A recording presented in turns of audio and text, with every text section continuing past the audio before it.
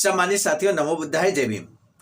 आज के इस वीडियो में हम आपको सुनाने जा रहे हैं वो क्रांतिकारी संबोधन अखिल भारतीय अनुसूचित जाति जनजाति कर्मचारी कल्याण एसोसिएशन आवाज का नई दिल्ली की राष्ट्रीय महासचिव श्रद्धा नीलम बौद्ध जी का क्रांतिकारी संबोधन हम आपके समक्ष रखने जा रहे हैं। सम्मानित साथियों, ये क्रांतिकारी संबोधन हुआ मुख्य वक्ता के तौर पर जनपद गाजीपुर में आयोजित माता रमाबाई अंबेडकर महिला महासम्मेलन में 15 दिसंबर 2024 को अखिल भारतीय अनुसूचित जाति जनजाति कर्मचारी कल्याण एसोसिएशन, रमाबाई अंबेडकर महिला एसोसिएशन और बहुजन बोधि समाज संघर्ष समिति यानी कि BBS3, all India doctor Ambedkar student association AIDASA, ये चारों जो संगठन एक दूसरे के अनुसांगिक हैं, आवाज का के अनुसांगिक हैं, इनके नेतृत्व में, इनकी देखरेख में और इनके संयोजन में माता रमाबाई अंबेडकर महिला महासम्मेलन का आयोजन किया गया। ये इसलिए भी ऐतिहासिक कार्यक्रम था सम्मानित साथियों, क्योंकि इस कार्यक्रम में अधिकांश शिरकत करने वाली महिलाएं ही थी। और आप देखेंगे, आप वीडियो में देखेंगे कि किस तरह से पूरा खचाखच हाल भरा था मंगलम मैरिज हॉल जनपद गाजीपुर में महिलाओं से खचाखच। और एक समय ऐसा आया जब पूरा पंडाल भर चुका था और महिलाएं लगातार आ रही थीं, लगातार अंबेडकर अनुयायी आ रहे थे। ऐसे में अलग से कुर्सियों की व्यवस्था की गई और उनको ससम्मान बैठाया गया, सभी का सम्मान किया गया। ये इस कार्यक्रम की खास बात रही। इसलिए आप सभी को आवाज का BBS3 आईडासा और रमा गाजीपुर की टीम को मंगल कामना कमेंट सेक्शन में जरूर प्रेषित करना चाहिए। ये हमारा विशेष निवेदन है। चैनल यदि अभी तक आपने सब्सक्राइब नहीं किया है तो बेल आइकन के साथ सब्सक्राइब कर लीजिए। अब आइए हम आपको सुनाते हैं क्रांतिकारी संबोधन राष्ट्रीय महासचिव आवाज का नई दिल्ली श्रद्धा नीलम बौद्ध जी को। आप उन्हीं के बगल में एक चित्र और देख रहे हैं जो माल्यार्पण के लिए चित्र रखा हुआ है।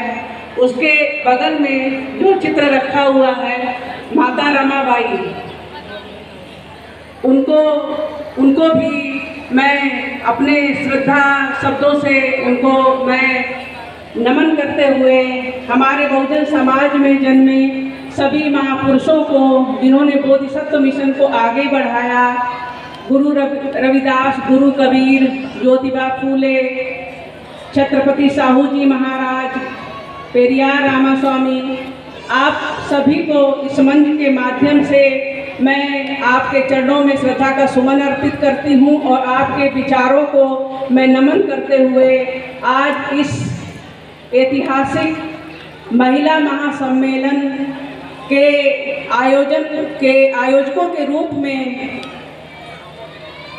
रमाबाई महिला कल्याण एसोसिएशन, इस शानदार आपने जो समारोह सम्मेलन किया है, आपकी जो जिला अध्यक्ष हैं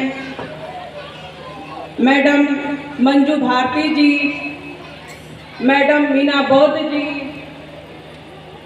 इंदु प्रबुद्ध जी, और सभी का नाम लेने में थोड़ा टाइम लगेगा, तो सभी महिलाओं को जो दिन रात एक करके, मैंने देखा आपका व्हाट्सएप के माध्यम से, सोशल मीडिया के माध्यम से मैं आप एक कार्यों से परिचित हो रही थी। मैं देख रही थी आपने कितनी मेहनत इन सर्द रातों में, जब आपके घर में रोटी सेकने का समय होता है, चूड़ा मटर बनाने का समय होता है, तो आप उस समय गांव-गांव जाके प्रचार कर रही थी, आप पंपलेट दीवारों में चिपका रही थी, लोगों को प्रोत्साहित कर रही थी। और मैं वहीं दूर बैठे वाराणसी जिले से चलकर आई हूँ, वहाँ दूर बैठे मैं आपको के चित्रों को देख करके मेरी आंखें नम हो जाती थी। मुझे लगता था कि वास्तव में परिवर्तन होता है और आंदोलन जो आप चलाते हैं वो रिजल्ट में कन्वर्ट होता है।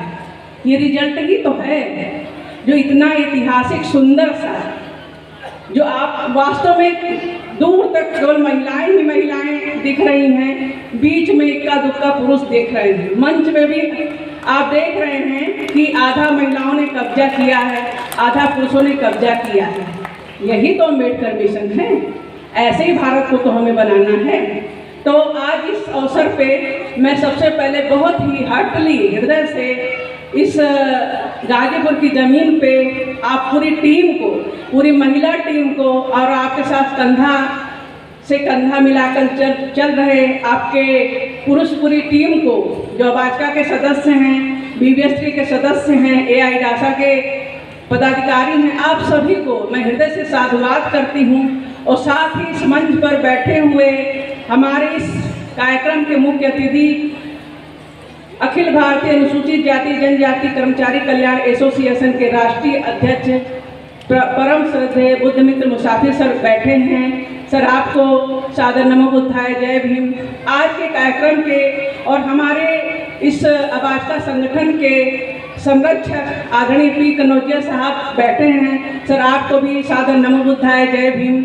आदरणीय सतीश सर, आप लखनऊ से चल करके आपके इस महासम्मेलन में आप को संबोधित करने के लिए आए हैं, आपको मोटिवेट करने के लिए आए हैं। सर आपको भी मेरा नमो बुद्धाय, जय भीम। और बहुत ही सुंदर तरीके से गाजीपुर की पूरी टीम मैं देख रही हूँ, आदरणीय धनंजय साहब, आदरणीय वीरेंद्र प्रताप जी, आदरणीय राम लखन बौद्ध जी और प्रदेश अध्यक्ष आदरणीय अशोक कुमार प्रबुद्ध जी, आप जिस तरीके से पूरा बैलेंस करके चल रहे हैं, सुंदर तरीके से संचालन कर रहे हैं। और मैं क्या बोलूँ, शब्द कभी कभी कम पड़ जाता है, लेकिन कहना फॉर्मेलिटी का हिस्सा हो जाता है, शब्द कम है लेकिन कहना है, तो मेरे लिए शब्द छोटे हैं। आपको कोटि कोटि साधुवाद, बहुत बहुत साधुवाद, बहुत अच्छा आपने किया। और वास्तव में गाजीपुर ने जब भी कोई भी कार्यक्रम किया है, हमेशा अपना ही इतिहास रचा है और अपने ही इतिहास को तोड़ा भी है। बहुत शानदार कार्यक्रम। जो आदरणीय सरजीत आर्या सर कह रहे थे कि गाजीपुर 2017 में महासम्मेलन कराया, तो वास्तव में जो बेस्ट ओपनर होता है ना, उसी से समझ में आ जाता है कि मैच किस दिशा में जाएगा। तो निश्चित रूप से गाजीपुर ने 2017 और उसके बाद भी बहुत सारी रैलियां, महारैलियां किया। और इसके लिए भी सर आपकी ज़मीन पे पुनः मैं भी कई सालों बाद आई हूँ, मेरे ख्याल से 4 साल 5 साल बाद आई हूँ। तो मुझे आ करके मुझे वही ऊर्जा, वही मतलब वो बढ़ी ही है, वो कहीं से कम नहीं हुई है। तो बहुत बहुत साधुवाद। साथ में मेरे मंच पे और भी विशिष्ट अतिथि आदरणीय रवि कुमार जी चंदौली से चल कर के आए हैं, आदरणीय विजय कुमार राव जी और हमारे जिला अध्यक्ष प्रसून जी और बीबीएसटी के महामंत्री संगदर्शन जी, एकता कश्यप जी, आप बहुत सारे, और वंदना सिद्धार्थ जी, आप दिल्ली से आई हैं और आप इंजीनियर हैं, लेकिन आपका जो मिशन का ये कारवां देख करके बड़ा अच्छा लगता है सोशल मीडिया के माध्यम से। और ये दूसरी मुलाकात आपकी मेरी यहाँ पर है। और हमारे मीडिया के बहुत ही जाने माने एक चेहरा हैं झबरा जी, सर जबरा जी, मैं आपको भी साधुवाद करती हूँ। मैंने आपके बहुत सारे चैनल को देखा है सर, और साथ ही अपने सर्वजीत आर्या सर कन्नौज से चल करके आए, जो पूरे के पूरे अभाजपा के पूरे कार्यक्रमों का कवरेज करते हैं और अभाजपा के मैसेज को, अभाजपा की वर्किंग को ये पूरे देश विदेश में फैलाने का काम अपने यूट्यूब चैनल के माध्यम से करते हैं। तो सर आपको भी मैं नमन करती हूँ, आपको भी मैं नमो बुद्धाय, जय भीम करती हूँ। आज बनारस की टीम को भी, स्पेशली बनारस गाजीपुर, आप तो होस्ट हो, आप घर आती हो एक टाइम पे, और बनारस वाले जरा देर लगेगी पहुंची आए, तो इतनी सारी संख्या में देख करके, मतलब बनारस की पूरी महिला टीम को और होस्ट कर रही पूरी गाजीपुर टीम को, जितने भी ये अंबेडकर मिशनरी हमारी महिलाएं बैठी हैं, आप सभी को मैं हृदय से साधुवाद, बहुत बहुत धन्यवाद, आपको सादर नमो बुद्धाय, जय भीम। बहुत ही अच्छा लगा। निश्चित रूप से अभी आदरणीय कल्पना आर्या जी हमारे इतिहास को, हमारे माता रमाबाई के जो उनका जो संघर्ष है उनको सामने रख रही थी, माता सावित्रीबाई फुले के संघर्ष को सामने रख रही थी। तो मैं उसी में आगे कुछ जोड़ते हुए अपनी बात को संक्षिप्त रूप से कहूँगी, क्योंकि हमें जो इम्पोर्टेंट समय है अपने मुख्य अतिथि साहब को देना है। मैं ये कहूँगी कि वास्तव एक सेंटेंस इन्होंने कहा कि पुरुष अगर आगे बढ़ता है तो किसी महिला का कहीं ना कहीं से उसका रोल होता ही है। तो निश्चित रूप से ये बात है कि बाबा साहब इतना कुछ आपके लिए संघर्ष कर पाए, आपको आज के भारत में खड़ा कर पाए। आज के भारत में आप खड़े हो तो ये बाबा साहब की देन है। और माता रमाबाई ने उनको इतना मतलब अपने लाइफ उन्होंने इतना सेक्रीफाइस, इतना कष्ट सहा। मतलब सोचिए कि भूखे रह करके उपला बना के, गोबर का जो उपला बनता है उसको बना करके कैसे कैसे वो अपने बच्चों का पेट भरती थी, कैसे कैसे वो लालन पालन करती थी, मतलब इतना वो करके। लेकिन बाबा साहब के दिमाग को, उनको माइंड सेट पे जरा सा भी असर नहीं होने दिया। उनको पता था कि बाबा साहब महान काम कर रहे हैं। तो महिलाओं की बहुत बड़ी भूमिका है। आप अपने आप को साधारण मत समझिए। अगर आप चेंज होती हैं तो ये पूरा घर चेंज होता है। महिला पूरे घर को चेंज कर सकती है, पूरे परिवार को चेंज। महिलाओं का इतना रोल होता है। और आप अब क्या करना है, आप बाबा साहब के सपने को आप कैसे पूरा करेंगे। बाबा साहब ने आपके सपने को पूरा कर दिया। बाबा साहब ने आपको एक बेहतरीन ज़िंदगी दी। आज आप अच्छा कपड़ा पहनी हैं, आज अगर आप गहना पहन सकती हैं, अगर आप मोटरसाइकिल साइकिल पे चल रही हैं, कार पे चल रही हैं, तो ये सिर्फ और सिर्फ बाबा साहब की देन है। आज आप अच्छे मकानों में रहते। सोचिए उस मसीहा जिसको किराए के मकान से निकाले, जितने जाति दंश इतना ज़्यादा झेला कि उसको किराए के मकान से निकाल दिया गया, और उनके संघर्ष ने आपको अच्छे अच्छे मकानों का मालिक बना दिया। तो क्या हमारा दायित्व तो नहीं है कि बाबा साहब का मिशन क्या है? आखिर मिशन बाबा साहब का, देखिए ये सम्मेलन क्यों होता है? सम्मेलन इसलिए होता है कि हम अपने महापुरुषों के इतिहास को समझें और उसी इतिहास को हम अपने जीवन में उतारें। तो कथा सुनने के लिए नहीं आ पाए हैं। आप बाबा साहब का जो मिशन है उसको अपने जीवन में कैसे उतारना है, अपने आने वाली पीढ़ियों को कैसे देना है, अपने बच्चों के अंदर संस्कार कैसे भरने हैं, वो आप कहाँ से सीखेंगे? आपके बाजारों में ऐसी कोई किताब नहीं है।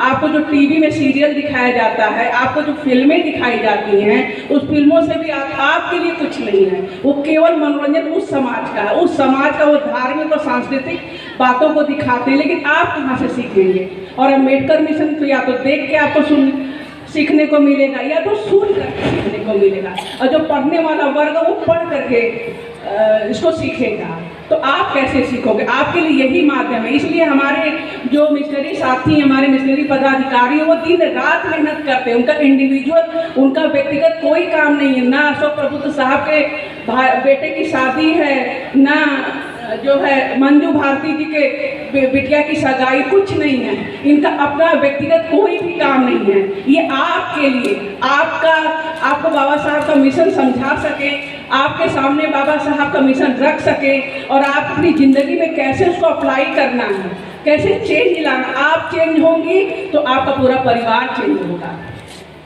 इसलिए सम्मेलन कराया जाता है। बाबा साहब का मिशन क्या है? बाबा साहब का मिशन रोटी, कपड़ा और केवल मकान ही नहीं। ये तो हर इंसान की बेसिक नीड होती है। वो हर इंसान, चाहे गरीब हो, चाहे अमीर हो, चाहे कोई हो, तो करेगा। उसको रोटी चाहिए, kapड़ा चाहिए, मकान चाहिए। लेकिन बाबा साहब का मिशन तो मानवता का मिशन है। इंसान को इंसान की तरह रखने का मिशन है। समानता का मिशन है।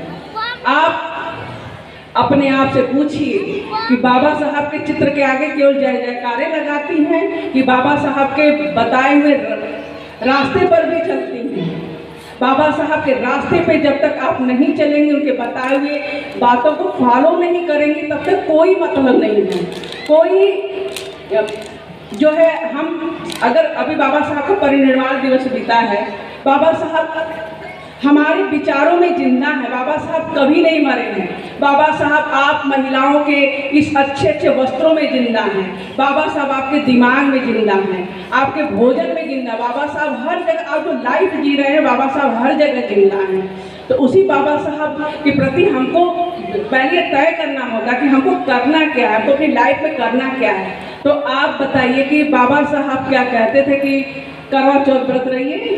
क्या माता रमाबाई करवा चौथ व्रत रही होती तो बाबा साहब को विदेश जाने देती? बाबा साहब ने कहा आपको, बाबा साहब ने कहा आपको जुट का व्रत रहिए? बाबा साहब ने कब कहा? तो बाबा साहब की बताई हुई बात बाबा साहब साहब ने कहा कि अंधविश्वास और पाखंड से दूर रहिए।